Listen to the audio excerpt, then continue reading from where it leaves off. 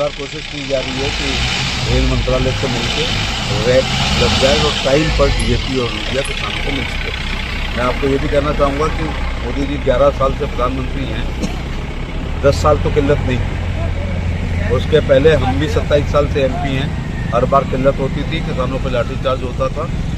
और जब यूरिया को नैनो यूरिया वो नीम कोटेड कर दिया था तो तस्करी रुकी थी और घटतौली रुकी थी।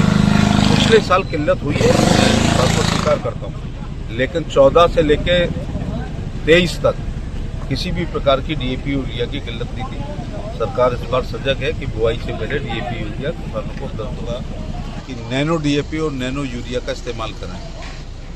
ये आलू की बेल्ट है, बाज़ार से डीएपी और यूरिया के कट्टे लाते हैं, ट्रांसपोर्ट के लिए पैसा देना होता है, फिर खेत तक ट्रांसपोर्ट करना पड़ता है, मजदूरों से उठवाना पड़ता है।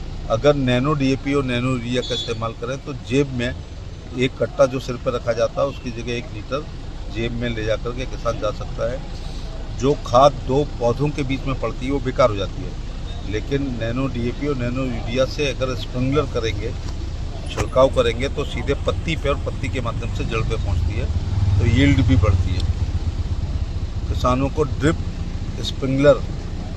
इरिगेशन और स्प्रिंकलर का इस्तेमाल करें, 40% पानी बचाएं, 60% और 40% यील्ड बढ़ाएं। प्रधानमंत्री मोदी का जो कहना है किसानों की आय दुगना, वो आलू से कभी नहीं हो पाती, परंपरागत खेती से नहीं। परंपरागत खेती के साथ यह उन्नत किस्म का पशुपालन, मछली पालन, मुर्गी पालन, सुअर पालन, बकरी पालन, भेड़ पालन, फूलों की खेती, फलों की खेती, ऑर्गेनिक फार्मिंग, प्राकृतिक खेती, औषधि खेती यदि किसान करे और ड्रिप और स्प्रिंकलर इरिगेशन और नैनो यूरिया